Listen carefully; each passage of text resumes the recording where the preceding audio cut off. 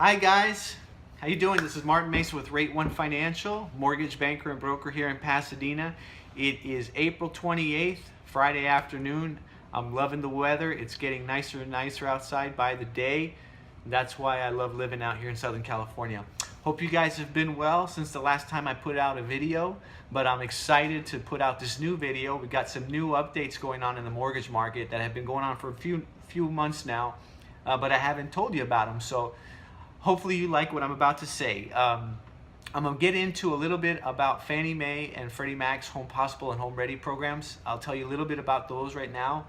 But before that, I want to get into the self-employed borrower situation. It's getting a little tougher for self-employed borrowers to qualify for the best loans. They made some recent changes with Freddie Mac regarding that. But in general, I know it's already past the tax deadline, so many of you self-employed folks have already filed or maybe have filed an extension for 2016. But I wanted to give you all a little tip when it comes to being self-employed and trying to qualify for a mortgage. You know, when I'm self-employed, so I know what it's like when you meet with your accountant. You want to pay as little taxes as possible, so you look for every and any legal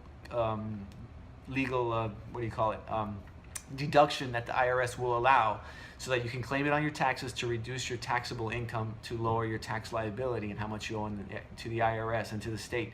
That's normal. That's the beauty of being self-employed.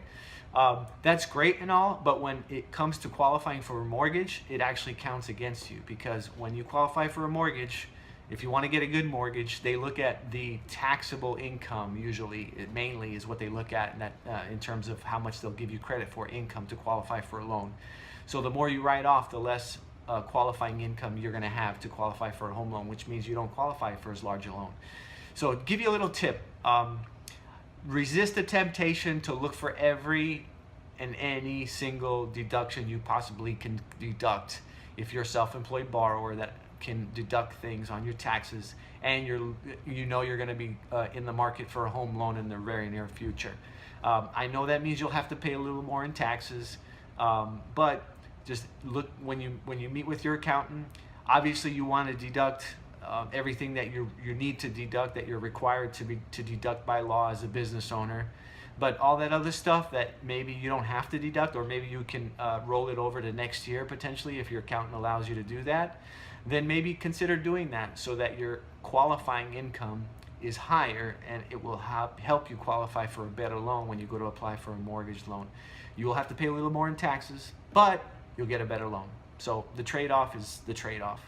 So hopefully that helps if you're a self-employed borrower out there getting ready to prepare their tax returns either this year or next year. Now, Fannie Mae and Freddie Mac, they've made some changes to their Home Possible and Home Ready program. I'm just going to talk about the three big ones that I think are big. Number one, they now allow you to buy a 2-unit, 3-unit, or 4-unit property with as little as 5% down. Before, you had to put at least 20% down, basically, with Fannie Mae or Freddie Mac if you were buying a duplex, triplex, or fourplex.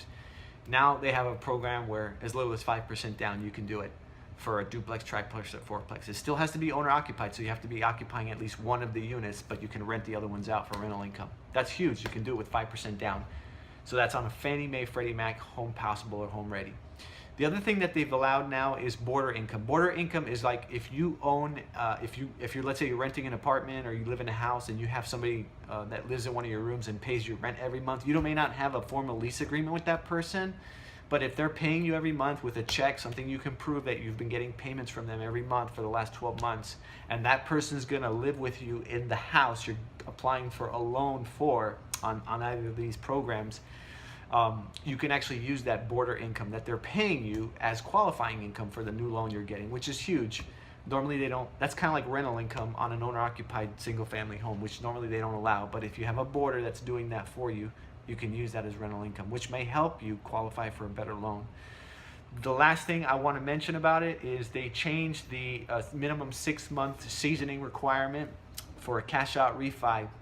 It used to be that, for example, if you wanted to get a cash-out refinance loan on your home, cashing out meaning money to come back to you, and let's say you didn't qualify for the loan on your own, so you added your brother to the title of the house so that you could use your brother's income to help you qualify for the loan you want to get.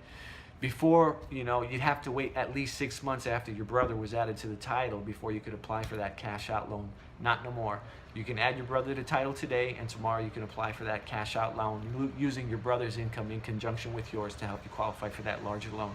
So that's a new update with Fannie Freddie, which I think is good. So that's it for today. I hope you found this information helpful. Take a look at our YouTube video, which is somewhere around here, I'm not sure, and like us, share us, and check out our past YouTube videos. Take care, and until next time, have a great day.